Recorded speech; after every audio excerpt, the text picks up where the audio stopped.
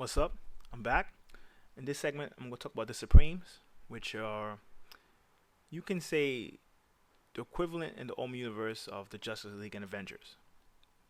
The Supremes are basically the most powerful, even the most powerful or the most resourceful heroes in the OM universe. And because of that, they join together in times of dire need. Now, this is a concept that's been done obviously before. How we're going to do a little differently is that the Supremes in general represent Earth.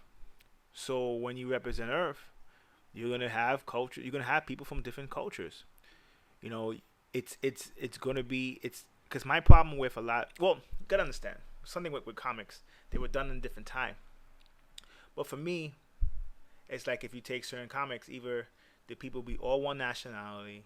Primarily, even if they have a woman there, it's gonna be, you know, eye candy or just to do it, or you have a black guy just to do it.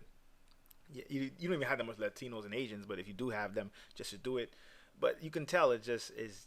It's not really genuine. But if you have a flagship team, which represent Earth, it should represent Earth. I mean, sometimes they even rather bring an alien in instead of bringing in somebody from a different culture. Like let's say, obviously, most comics for the West were centered in America, obviously, but they wouldn't even have people from Europe, people from Korea. They won't have any of that, and I think it takes away from the potential to showcase a team that basically is a collection of different cultures and different people with different abilities and different uses.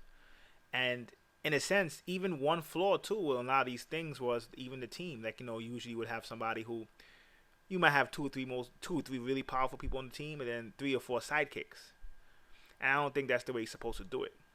Now I give Batman this. He doesn't have powers, but he's not a sidekick. He's probably still the most dangerous person in the Justice League that I would, for me, if you had to face him, he probably would be the most dangerous person.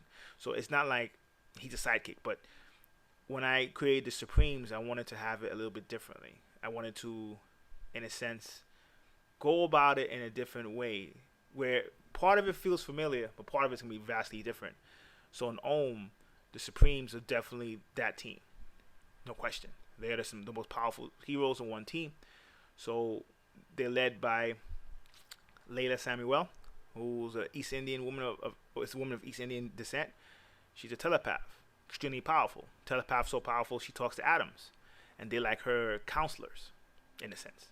So it's gonna, and in a sense, she represents, and she's the smartest person on Earth. So in a lot of different ways, she rules the team, and as you begin to see the stories develop, you're gonna see how sometimes she goes through a power struggle with Justice, who I introduced in an earlier video. And when I make these characters, they still represent certain archetypes. So Layla's kind of like, for me, when I look at her, she's more symbolic of the beauty of the mental universe, the potential of the mind, and what you can do with it when you use it and you know its capabilities.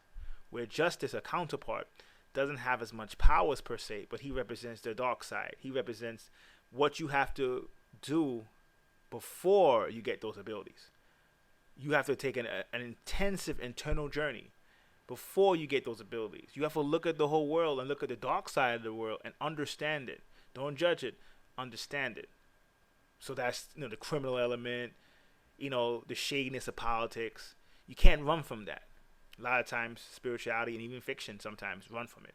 So Justice, he's kind of like a vigilante, but a psychologist at the same time. So a lot of justices, like when you read stuff with him, it's gonna be a lot of it's gonna be psychological, in a sense. Even how he engages criminals, it's gonna be psychological. It's gonna be if he engages a criminal, he wants it to have a psychological effect to everyone who's watching it. So he's definitely interesting. He's probably one of my favorite characters. Dr. Lipton is also on the team. He's the magician. Obviously he's powers. I mean, doesn't really have limits to some extent. His only limit is his consciousness. He's still immortal, not immortal, immortal. So because of that, that might be the limits of his consciousness. And to me, he kind of represents the beauty of magic, where symbolically with him, it's kind of more like if you practice magic properly, maturely. Not all this chaos magic stuff. When you practice it properly, maturely, it can do great things for you, and it could basically help you become reborn again. Like how the Christians say they're reborn again, it's the same thing. So he kind of represents that. And in my descriptions, I have a few of the team members, and we're gonna be rolling them out in the next few months.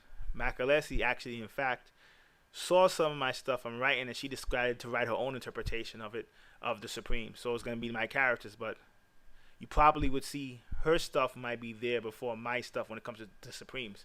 I'm still doing Crown Lock is done. I'm still finished. I just finished Mindgate Part 2, Rise of the Kings Part 3. I didn't really plan on getting to the Supremes right now, but most of the time I just wanted them to be a short story. But she kind of went and started working on her own book, so probably will be out sooner than later. I would probably expect it in the next month to 6 weeks.